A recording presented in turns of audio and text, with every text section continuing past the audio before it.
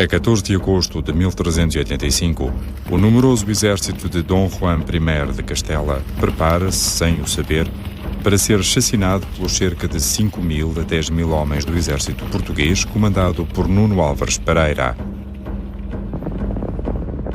O ataque à posição portuguesa nas imediações de Aljubarrota será rápido, mas terá resultados devastadores no lado castelhano e preservará a independência do país face a Castela. Yo creo que el factor decisivo, que el factor que contribuyó de manera decisiva a la derrota castellana fue la precipitación. Eu acho que em São Jorge morreu a fina flor da cavalaria castelhana. A ocupação do trono de Portugal pelo rei de Castela acabava por ser uma questão absolutamente essencial para o equilíbrio europeu. A crise de 1383-85 teve início no final do reinado de Dom Fernando I e assumiu proporções dramáticas e demasiadamente lentas na sua resolução. A 23 de outubro de 1383, Dom Fernando morre tuberculoso, não deixando filho varão para o suceder no trono, abrindo uma crise dinástica no reino português. Em primeiro lugar, em resultado da circunstância de a única filha do rei Dom Fernando se encontrar casada com o monarca de Castela, Dom Juan I. O reinado de Dom Fernando I foi dirigido em dois planos diferentes. Internamente, fez publicar as leis das Sesmarias e da Companhia das Naus, que mais tarde abririam caminho ao desenvolvimento agrícola e marítimo. Externamente, o neto de Sancho IV de Castela reclamou o trono do avô, envolvendo-se em duas campanhas militares sem sucesso contra Henrique II, só resolvido com a intervenção do Papa Gregório XI. Do seu casamento com Dona Leonor Teles de Menezes sobreviveu apenas Dona Beatriz. Leonor Teles, de origem castelhana, trouxe para a corte portuguesa situações de desconforto entre nobres portugueses e castelhanos. Designadamente em resultado da política de privilégio e da entrega dos principais títulos do reino a membros das famílias, de algumas famílias de exilados castelhanos e galegos que residiam em Portugal, Telos, Menezes, Castros, etc. E que, naturalmente, haviam remetido para uma posição de sombra e de dificuldade de afirmação política uma série de famílias tradicionais da nobreza portuguesa. Na paz negociada entre Portugal e Castela, Dona Beatriz foi prometida em casamento a Dom Juan I. O Tratado de Salvaterra de Magos garantia a sucessão do trono de Portugal ao filho nascido do casamento da infanta com o rei castelhano. Porém, em Castela, havia motivos estratégicos para assinar o Tratado de Salvaterra de Magos. Hay que pensar que el primer rey Trastámara, Enrique II, había concebido un plan para establecer relaciones matrimoniales entre la Casa de Trastámara, la Casa Real de Castilla, con el resto de las casas reinantes en los otros reinos peninsulares. En ese proyecto, lo que pretendía Enrique II es que en una segunda generación los reyes de todas las casas peninsulares fueran trastámaras, pero en una segunda generación. Y Juan I cometió el error de intentar acelerar ese proyecto, casándose él directamente con la heredera del trono de Portugal. De facto, nos termos do Tratado de Salvaterra de Magos, a coroa de Portugal passaria a Juan I de Castela, em virtude do seu casamento com Dona Beatriz, filha única de Fernando I. Portanto, Lisboa ameaçava perder o seu mais ilustre habitante, o rei de Portugal. ¿Realmente quería Juan I ser rey de Portugal a todos los efectos? Es muy difícil evaluar las intenciones profundas del rey. Pero en todo caso sí está claro que su actuación política permitió que en Portugal sus actuaciones, su política se interpretara como un intento de anexión. E não era só Lisboa que estava preocupada com esta perspectiva. Outros concelhos, ricos e influentes, em especial o Porto, também lhes assustava muito a ideia de perderem a sua influência política no quadro de uma monarquia muito mais vasta. De facto, Porto e Lisboa seriam apenas mais duas cidades importantes num reino que incluiria também Sevilha, Toledo, Burgos, Valladolid, os portos bascos, os portos galegos. Mas Dom Juan I mantinha a exigência do trono para a sua esposa. Surgem então dois novos pretendentes. Dom João de Castro, filho de Pedro e Inês, e Dom João, mestre de Avis. A solução política será resolvida por um dos 3 partidos em contenda. O primeiro é naturalmente o partido de Leonor Teles, de sua filha Beatriz e de seu genro Dom Juan I. É o partido daqueles que defendem a manutenção do status quo, porque é uma situação de privilégio que desejam manter. Depois o partido que se congrega em torno do mestre de Avis, e que é um partido constituído fundamentalmente por filhos segundos ou por filhos bastardos, sem grande possibilidade de afirmação na cena política portuguesa. É um partido de alguma forma aventureiro, digamos assim, e que procura uma movimentação, uma mudança radical na política portuguesa, porque só dessa mudança poderia resultar algum benefício para eles. E, finalmente, um partido que se fala menos, mas que é fundamental também, que é o partido que é representado pelos que propõem a candidatura do infante Dom João de Castro, filho de Dom Pedro e de Dona Inês, ao trono português. Portanto, partido composto por membros de famílias que não se revêem em nenhum dos 2 anteriores.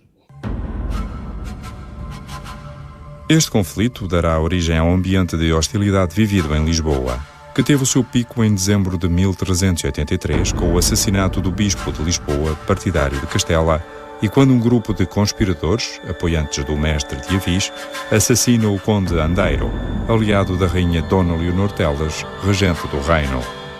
Este é morto numa jogada que podemos dizer palaciana, pelos partidários do mestre de Avis. No entanto, este acontecimento também ocorre a coberto de uma manifestação popular sabiamente orquestrada por um antigo alto funcionário de Fernando I. Com este ato, o mestre torna-se no guia dos que lutavam pela manutenção da independência. Chama para seu lado Nuno Álvares Pereira e juntos viriam a conquistar alguns dos castelos apoiantes de Dom Juan I. Alrededor de Lisboa, él dominaba una serie de villas y de castillos que eran fieles, donde había partidarios suyos, partidarios de Juan I. Y desde esos castillos, las guarniciones de Santarém y de otros lugares habían estado guerreando contra Portugal durante los meses en los que no hubo asedio. Em resposta a estas conquistas, o rei castelhano entra em Portugal, toma Santarém, obriga Dona Leonor a abdicar e assegura o trono para Dona Beatriz. O exército castelhano defronta-se pela primeira vez em abril de 1384 com a resistência portuguesa comandada por Nuno Álvares Pereira e sofre a primeira derrota na Batalha de Atoleiros. Mesmo assim, Juan I ruma a Lisboa e cerca a capital.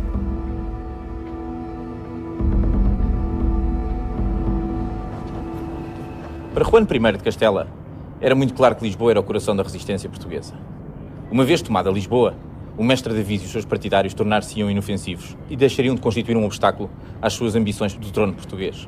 Para tomar Lisboa, Juan I recorre a um plano que bons resultados dera ao seu pai, Henrique II, nas Guerras Fernandinas. Reúne um numeroso exército para invadir o país, indefeso, pois a maior parte dos castelos tinham tomado voz por Castela, e, ao mesmo tempo, ordena que a frota de Sevilha se desloque até a embocadura do Tejo para deixar a cidade sem quaisquer mantimentos. Yo creo que Juan I intentaba llevar a término aquello que había iniciado un año antes. Es decir, él pensaba que tenía muchas posibilidades de tomar Lisboa y de acabar con la revuelta y, por tanto, de imponer su regencia en Portugal. Él tenía motivos militares, pensaba que tenía razones militares que apoyaban su idea. O grande fracasso militar de 1384 teve que ver com o insucesso do longo cerco a Lisboa. Mas é preciso ver que esse insucesso se ficou a dever essencialmente à eclosão de um surto de doença, de peste, no arraial castelhano, que obrigou o rei castelhano a retirar. Não era propriamente o resultado de uma inferioridade militar, potencial. A vida insalubre das cidades medievais permitiu o aparecimento de doenças que se propagavam muito rapidamente. Lisboa de 1384 não fugia à regra. O moroso cerco fez surtir a doença, que se propagou rapidamente às hostes castelhanas, fazendo-os retirar a 3 de setembro do mesmo ano. Adiado o projeto de conquista da cidade-chave militar do reino, Juan I reorganiza-se e planeia um novo cerco para 1385. De maneira que, reorganizadas as suas forças, era, do ponto de vista militar, lógico que o rei castelhano pensasse que, em 1385, com o exército maior e sem a infelicidade da peste, poder repetir o cerco a Lisboa, que era a chave militar do reino, e ser bem sucedido com o que o seu projeto de conquista da coroa portuguesa ficaria, de certo, muito facilitado. El problema era que previamente el ejército castellano había sido derrotado unos meses antes en Trancoso, y el año anterior el ejército castellano fue diezmado en el cerco de Lisboa como consecuencia de la peste. Cuando en 1385 Juan I se dispone a entrar en Portugal, Pedro López de Ayala, que conocía muy bien cuál era la situación del ejército castellano, era el canciller de Castilla,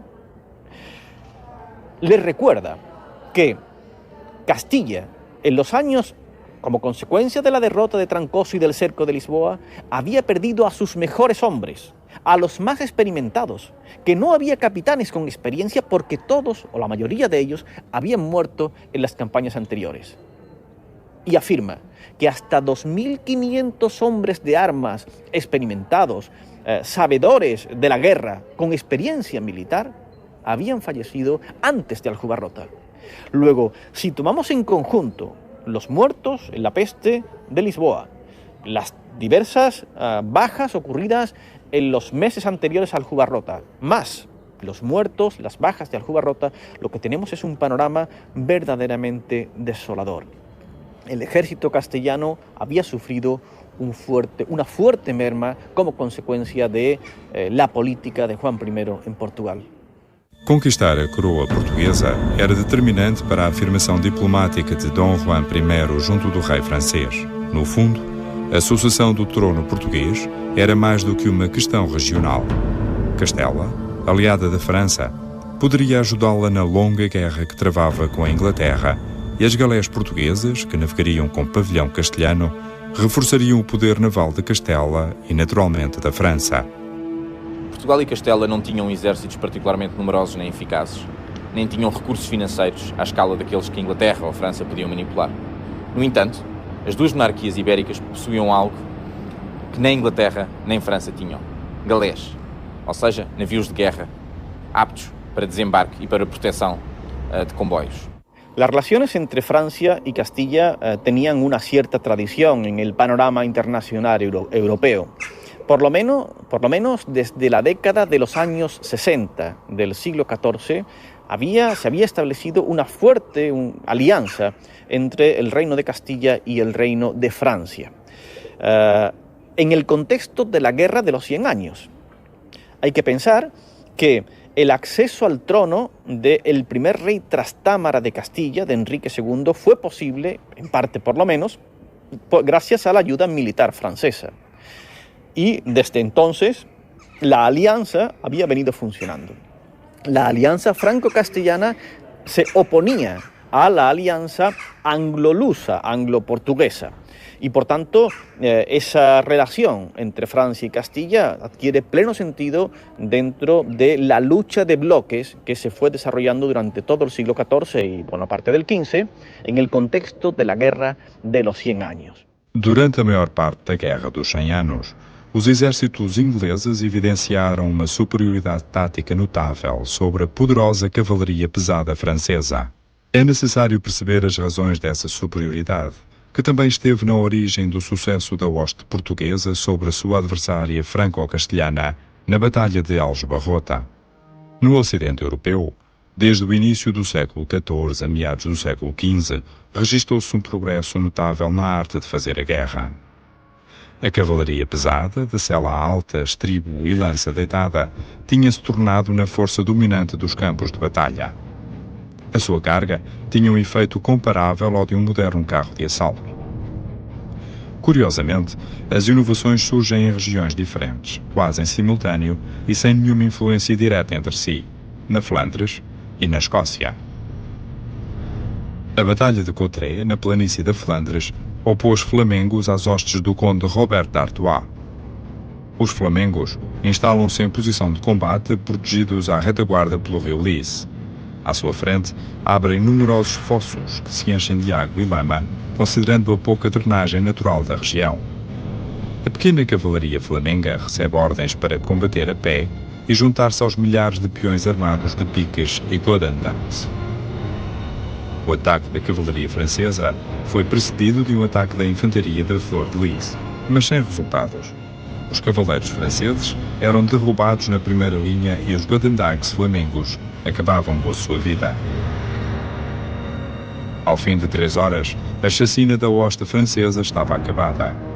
Pela primeira vez na história militar europeia, a infantaria tinha derrotado um grande exército de cavalaria pesada.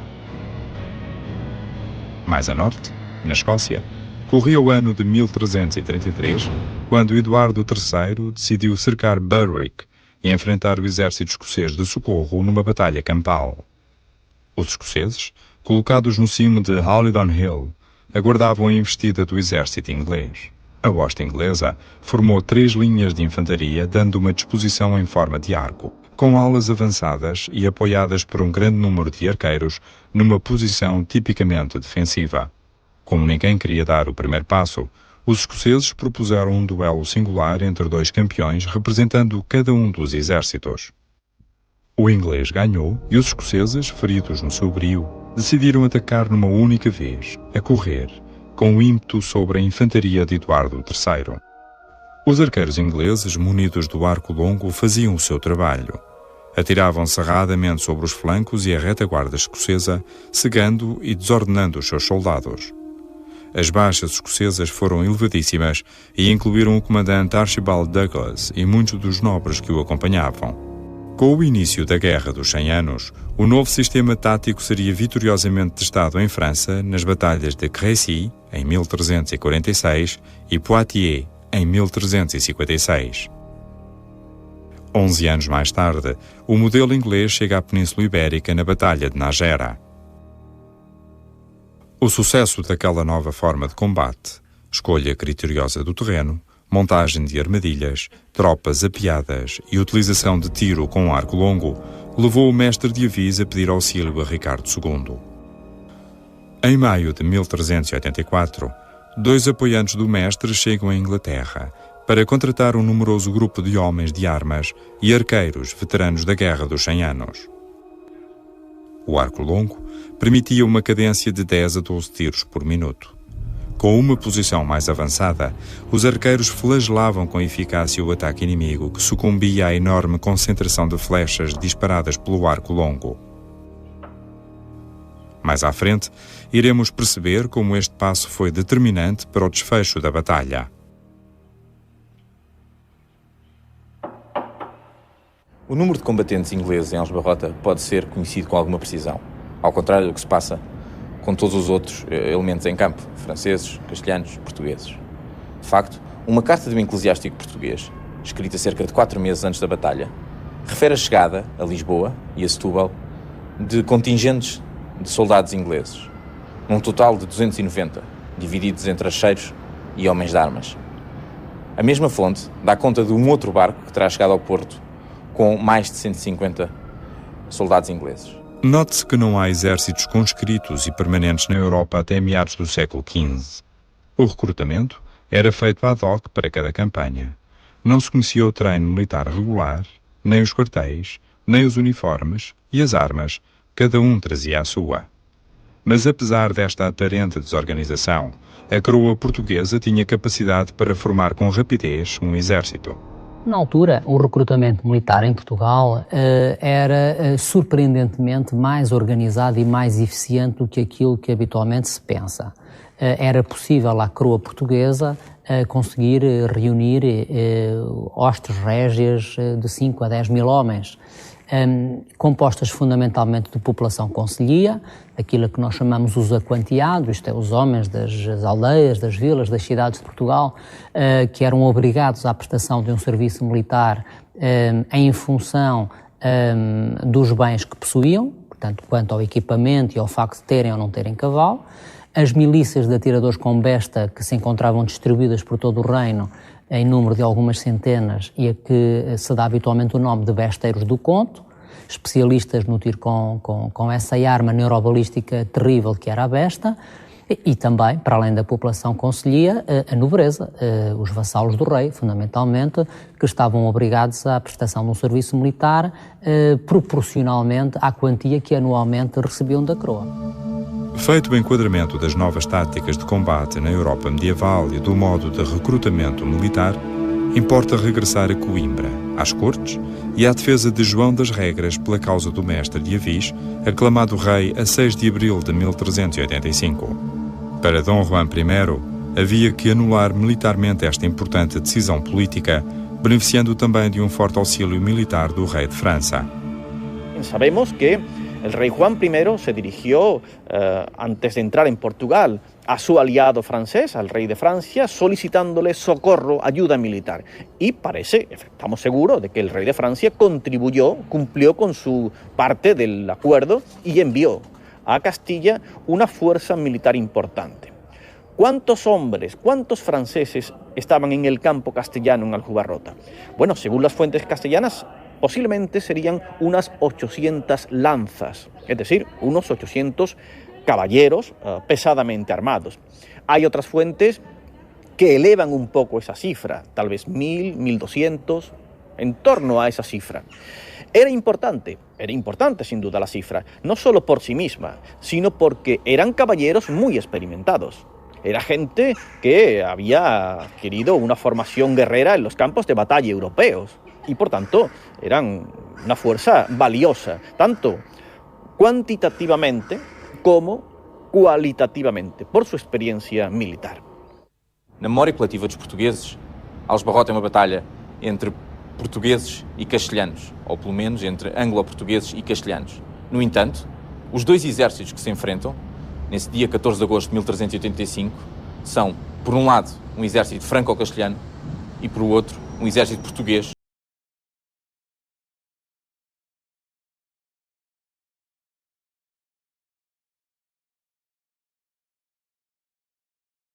Primeiro, sente que esta invasão terá de ser travada antes da chegada a Lisboa. Habitualmente, nesta altura, os exércitos castelhanos utilizavam um de dois caminhos para atacar Portugal. Ou o Alentejo, aproveitando a planura das planícies alentejanas, seguindo até Lisboa, a partir daí, ou então a chamada Estrada da Beira, que foi o que aconteceu efetivamente a quando da Batalha de Aljubarrota. O exército castelhano entra em junho pela fronteira de Valdelamula, Almeida, Trancoso, Celurico da Beira, depois Coimbra, Soure, Pombal, Leiria e depois São Jorge, onde foi interceptado pelo exército.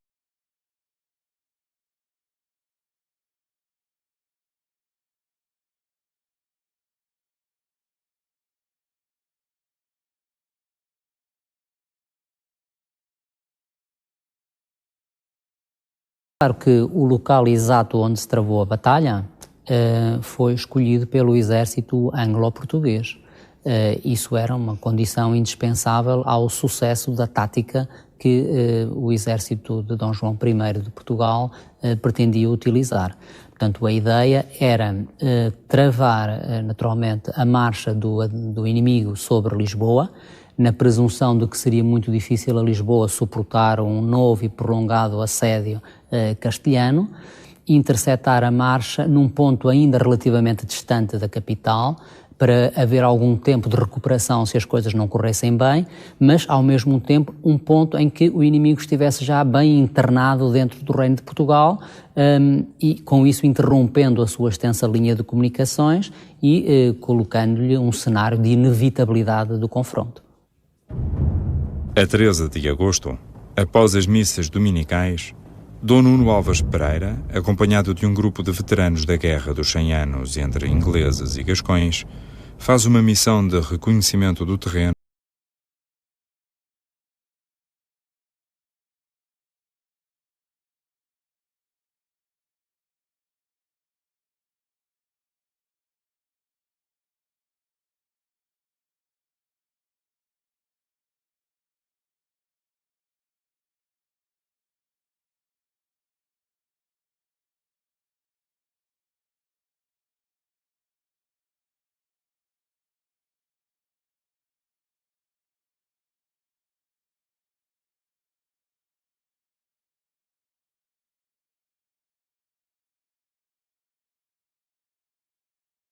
portugués estaba muy bien situado entre dos ríos y las alas castellanas no podían intervenir. De forma que el ataque de la vanguardia del el cuerpo central del ejército castellano no podría ser reforzado por las alas, por los extremos. O mau reconhecimento prévio por parte do rei castelhano, que viajava transportado em liteira por estar doente há mais de 15 dias, o mau reconhecimento prévio fez com que se tivesse desvalorizado as condições concretas do terreno, designadamente a estreiteza do planalto e a inclinação dos barrancos laterais que rematavam em duas linhas de água, e isso fez com que, no seu assalto, o exército castelhano não pudesse ter tirado partido das suas alas. Isto é, uma parte importante do exército castelhano, que já estava em São Jorge, não pôde participar no combate por não conseguir aceder ao centro do planalto, onde se deu a luta, e, portanto, isso reduziu drasticamente o número de efetivos castelhanos realmente empenhados na batalha. O terreno escolhido pela hoste portuguesa apresenta cerca de 800 metros na horizontal e encontra-se dividido em duas partes iguais pela ligeira proeminência, onde poucos anos depois veio ser construída a ermida de São Jorge. Este ligeiro planalto era bordejado por linhas de água, que naturalmente constituíam uma barreira a um eventual ataque inimigo pelos flancos, considerando os declives.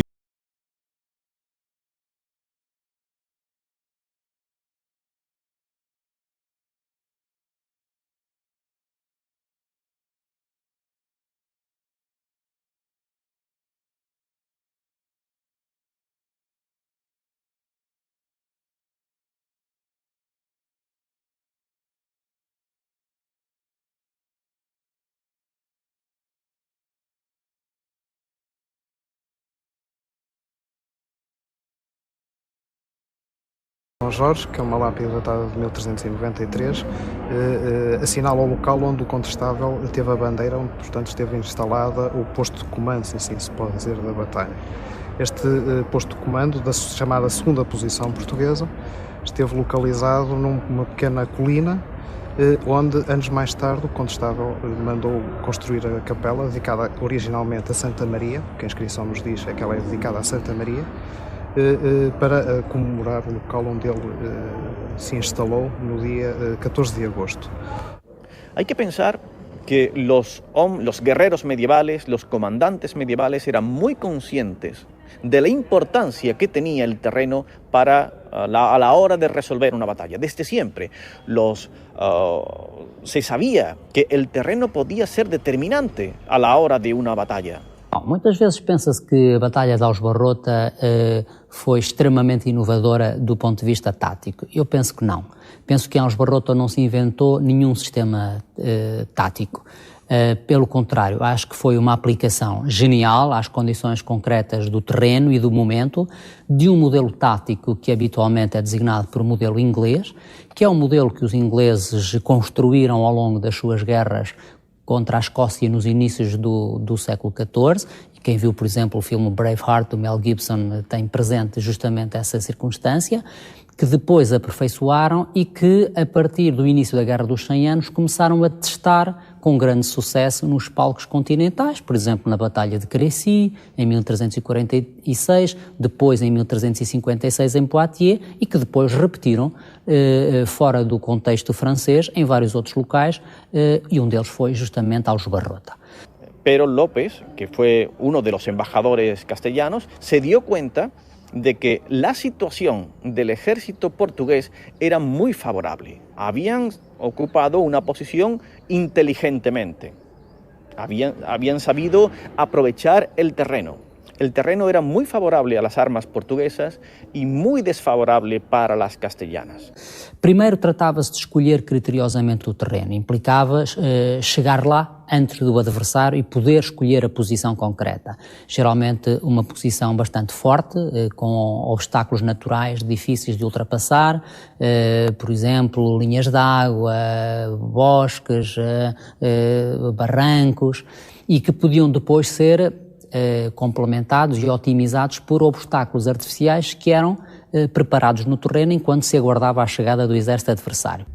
A hoste de Dom Juan I chegou por volta do meio-dia à povoação de Jardoeira. O rei castelhano, na sua carta à cidade de Múrcia, descreve a posição portuguesa como forte e situada entre dois rios, com profundidade de 10 a 12 braças, e que, quando os viu, percebeu que não podia atravessá-los. Rodearam-nos por um caminho que lhes pareceu mais plano. Nesse meio tempo, a hoste portuguesa não fica parada.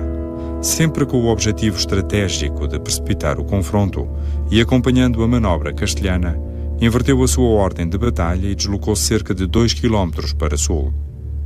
Acontece, todavia, que só muito superficialmente esta segunda posição portuguesa se pode considerar débil. Com efeito, a hoste de Dom João I estava agora implantada numa zona de estrangulamento natural no Planalto de São Jorge. Para além dos vales e das linhas de água que ladeavam o Planalto, o exército português teve tempo de preparar e fortalecer esta sua posição, construindo abatices, valas e covas de lobo. O dispositivo tático montado tinha uma finalidade: criar um corredor da morte em caso de ataque da vanguarda castelhana. Grande parte das armadilhas foram de tal modo dissimuladas que impediram a sua detecção pela hoste castelhana, tal como testemunha o cavaleiro gascão Espan de Lyon no seu relato ao cronista francês Jean Froissart.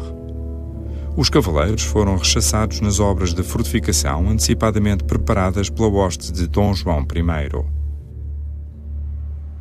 Afonso do Paço, no final da década de 50, fez o levantamento arqueológico do campo de São Jorge. Nesse trabalho pôs a descoberto 1 milhar de covas de lobo. Era necessário testar se as covas poderiam ter sido abertas antes da batalha. A Universidade de Coimbra procedeu em 1995, no campo de São Jorge, a um trabalho de arqueologia experimental que comprovou a possibilidade de as covas de lobo terem sido abertas em cerca de 3 horas por escassas centenas de homens. Ou seja, parece possível que parte desse trabalho tenha sido feito antes do meio da tarde de 14 de agosto de 1385, horas antes da chegada da hoste castelhana ao chão da feira. A escolha do terreno e a sua preparação eram determinantes para o sucesso militar, mas havia mais. Segundo aspecto, toda a gente combatia a pé. Isso era uma forma de se adaptarem melhor às condições concretas do terreno e, por outro lado, reforçava psicologicamente a unidade do exército. Baseado nas técnicas aplicadas pelos ingleses na Guerra dos 100 Anos, o exército português combateu a pé. Um terceiro aspecto que era fundamental tinha que ver com a utilização em larga escala de atiradores com besta ou com arco. Quando falo de arco, refiro-me ao arco longo, o famoso longbow, uma arma poderosíssima que os ingleses dominavam como ninguém. E, aliás, há aqui uma relação óbvia entre os obstáculos escavados no terreno e o tirar partido da capacidade dos atiradores com arco e com besta, porque quanto mais devagar o inimigo chegasse ao contacto connosco, mais tempo tinham os atiradores para os ir massacrando. O arco longo tinha uma capacidade de tiro muito superior ao da besta. Um bom arqueiro disparava uma média de 10 a 12 flechas por minuto. Um besteiro dificilmente excederia 2 tiros no mesmo intervalo de tempo. Os cerca de 300 arqueiros ingleses, incluídos no exército português, foram capazes de disparar mais de 3.000 flechas durante a carga da cavalaria franco-castelhana, ampliando ainda mais as dificuldades de progressão causadas pela escolha do terreno e pelas armadilhas. Los tratadistas, los hombres experimentados en guerra, sabían que las batallas, en la medida de lo posible, tenían que ser evitadas. Había muchos riesgos en la batalla. ¿Por qué una batalla tenía tanto riesgo para el que la emprendía? Pues entre otras razones, porque una vez iniciada la batalla era muy difícil de corregir un movimiento. Y en segundo lugar, porque se sabía que cuando la batalla se había iniciado había muchos factores, podían intervenir muchos factores a lo largo de la lucha que escapaban del control de un comandante. Por eso, en la medida de lo posible, era mejor evitarlo. Y, en todo caso, luchar, combatir, lançar la batalla si não havia mais remédio. A meio da fatídica tarde de 14 de agosto e a coberto da imunidade diplomática, encontram-se uma embaixada de cada exército para tentar evitar a batalha. Diogo, irmão do condestável, e o cronista Ayala representavam a hoste castelhana. Diogo tenta que Nuno Álvares Pereira retire o apoio à causa do mestre de Avis e Ayala argumenta com questões de direito e compromissos assumidos. O Condestável não se demove e a resposta fica do lado de Castela. Luego, el consejo de López de Ayala era esperar, que el ejército castellano se mantuviera firme, que no atacara y que fuera el ejército portugués el que, si quería una batalla, abandonara la posición de ventaja que tenían sobre el terreno. O mau reconhecimento prévio por parte do rei castelhano, que viajava transportado em liteira por estar doente há mais de 15 dias, um mau reconhecimento prévio fez com que se tivesse desvalorizado as condições concretas do terreno, designadamente a estreiteza do planalto e a inclinação dos barrancos laterais que rematavam em duas linhas de água, e isso fez com que, no seu assalto, o exército castelhano não pudesse ter tirado partido das suas alas. ¿Por qué Juan I no siguió el consejo?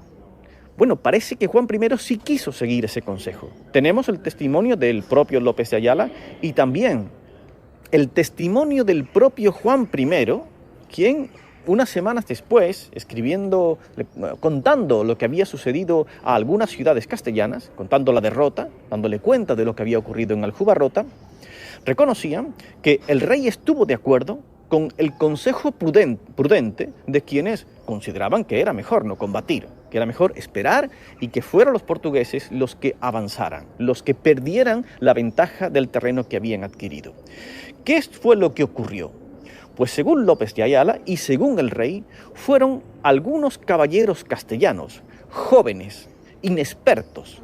López de Ayala utiliza el calificativo de mancebos, es decir, jóvenes inexpertos, para calificar a esos caballeros que entendieron que, uno, ellos eran superiores por valentía y por número a los portugueses. Dos, el rey de Castilla tenía derecho de imponerse a los portugueses, porque estaba reivindicando un derecho que le correspondía, la regencia de Portugal. Y tres, estaban convencidos de que Dios estava de sua parte. A impetuosa vanguarda do rei de Castela, na sua maioria constituída por jovens cavaleiros, iniciou o ataque sem se ter apercebido das reais condições do terreno propostas para combater. Iniciada a carga de cavalaria, era quase impossível corrigir a manobra dado o elevado número de cavaleiros em movimento. A hoste portuguesa, apiada, esperava o demolidor embate da vanguarda franco-castelhana. Segundo alguns autores, a capacidade de choque de 10 cavaleiros a galope era equivalente à de 100 peões. Nas alas, o arco longo inglês, juntamente com as bestas, entropeça e embaraça o ataque inimigo. Os arqueiros ingleses disparavam a cadência de 10 a 12 tiros por minuto.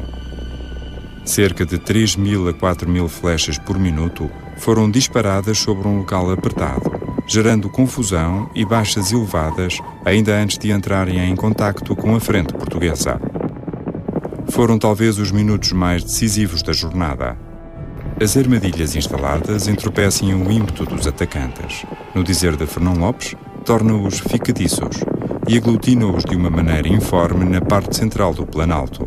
Na hoste portuguesa, o moral era elevado, talvez pela presença apiada dos cavaleiros mais cotados. Uns e outros estavam prontos para receber quer o ataque de cavaleiros, quer a investida a pé que se lhe seguiu. Inconclusivo o ataque da cavalaria, passa-se ao combate a pé, com armas mais curtas. Na luta sem quartel, as ordens dos comandos de certo já não se faziam ouvir. Apenas mandava a vontade dos homens de armas em abater os seus opositores mais próximos. A queda do estandarte de Castela pôs em debandada o exército franco-castelhano, perseguido e liquidado na sua maioria pela hoste anglo-portuguesa. O pânico antecipou para muitos o final da sua vida nessa tarde de 14 de agosto de 1385.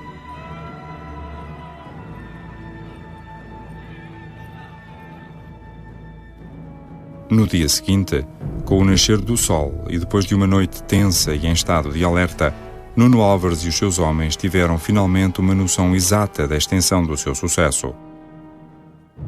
Fernão Lopes descreve-nos que os portugueses saqueavam o campo à vontade, revolvendo os corpos sem almas, e muitos dos que jaziam mortos não tinham ferida nenhuma. Durante as escavações efetuadas por Afonso do Paço no campo de São Jorge em 1958, foram recolhidas de uma vala comum numerosas ossadas incompletas, que ficariam guardadas no Instituto de Antropologia da Universidade de Coimbra. Eugénia Cunha, antropóloga, dirigiu anos mais tarde uma nova investigação, agora com técnicas mais precisas. Dessa investigação salienta-se a violência do combate e a morte por esmagamento. Então, encontramos, de facto, uma grande variedade de lesões traumáticas. Não vou dizer uma grande quantidade, mas, sobretudo, uma grande variedade. E essa variedade dizia respeito a cortes, a incisões, a perfurações, a outro tipo de lesões traumáticas. Mas, no que diz respeito às incisões, às perfurações, aos cortes, conta-nos que houve alguma violência no campo de batalha. Essa violência pode ser inferida com base, por exemplo, em lesões que nós detectámos em fémures e, por exemplo, em occipitais. O fémur é o osso que tem no esqueleto pós-craniano com grande revestimento em termos de tecidos moles, ou seja, para se conseguir atingir diretamente o fémur é preciso fazer muito mais força do que, por exemplo, um prónio, que é um osso que tem muito menos tecidos moles a revestir. Da mesma maneira, falei do occipital, que é o osso da base do crânio, que é um osso particularmente espesso e que também tem algumas lesões, que apresenta algumas perfurações, algumas incisões. E a análise da patologia traumática desse espólio aponta justamente para uma grande violência do combate. Há evidências de perfurações, de incisões em húmeros e em fémures que levam a supor que houve um corpo a corpo cerrado onde as armas defensivas e os escudos devem ter desempenhado um papel muito menor do que era habitual, e há, para além de vestígios de lesões cicatriciais que prova que muitos daqueles homens eram veteranos da Guerra dos 100 Anos, por exemplo, ou das Guerras Fernandinas, que mostram que ossos extremamente robustos, como frontais e occipitais, apresentam lesões violentas, o que aponta justamente no sentido de um combate extremamente duro e até, no caso das lesões registadas nos occipitais, de fraturas perimortem, isto é, à hora da morte, de indivíduos que se encontravam de costas ou caídos no chão quando foram liquidados. Pero además hay otra cuestión muy importante. En una batalla campal era muy temida por muchas razones por un comandante medieval y por eso procuraban evitarla. Y uno de los factores más peligrosos que podía intervenir en el desarrollo de una batalla es que por algún motivo, de forma más o menos justificada, se produjera un ataque de pánico entre los combatientes. Y parece que eso fue lo que ocurrió en Aljubarrota. En cuanto que la vanguardia castellana fue detenida, fue absorbida por la vanguardia portuguesa, en cuanto fue evidente que las dificultades eran mucho mayores que de lo que habían pensado inicialmente, el ejército castellano inició una desbandada. Fue un ataque de pánico que les llevó directamente a huir. Y en la Edad Media se sabía que el hombre que huye es un hombre muerto. No modelo de batalha travado, que lugar existe para a tática do quadrado? Eu acho que a ideia do quadrado no Álvares, que passa ainda nos compêndios do ensino básico e secundário, também porque os nossos manuais refletem pouco aquilo que a investigação científica nas universidades vai fazendo e dizendo, eu acho que esse quadrado é um bocadinho uma recriação fantasista a partir de uma leitura do texto de Fernão Lopes, que neste aspecto, como noutros relacionados com a Batalha de Aljubarrota, que é um bocadinho superficial.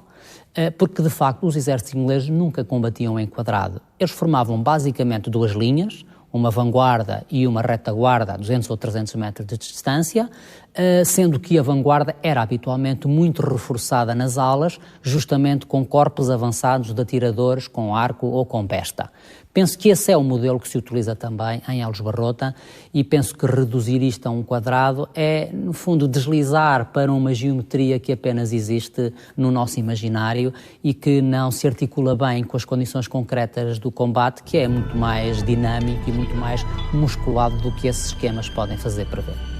O número de baixas ocorrido em Aljubarrota não pode ser determinado com exatidão. mas é seguro que ultrapassou os 4 milhares do lado castelhano. Em Castela, o luto efetuado deixa transparecer a tragédia humana que representou a participação do exército franco-castelhano naquela tarde de 14 de agosto de 1385. En primer lugar, sabemos que durante 2 años hubo luto oficial en Castilla. Las pérdidas habían sido muy profundas. Pero hay un dato, una pequeña anécdota que puede ser muy interesante, que puede explicar el dolor que se sentía en Castilla. En el año 1390, 5 años después de la derrota castellana, el rey Juan I convocó cortes y les expuso a los representantes un proyecto para reiniciar la guerra en Portugal. Él quería vengarse por la derrota. Su proyecto era, en primer lugar, exigir un impuesto al Reino de Castilla para formar un fondo financiero con el que pagar la futura guerra, la guerra contra Portugal. Este sentimento de desonra foi expressado por Dom Juan I na carta enviada à cidade de Múrcia a 29 de agosto, 15 dias após a batalha. Porque nós e os nossos ficamos com tamanha vergonha e tristeza que maior vergonha seria se tudo assim continuasse.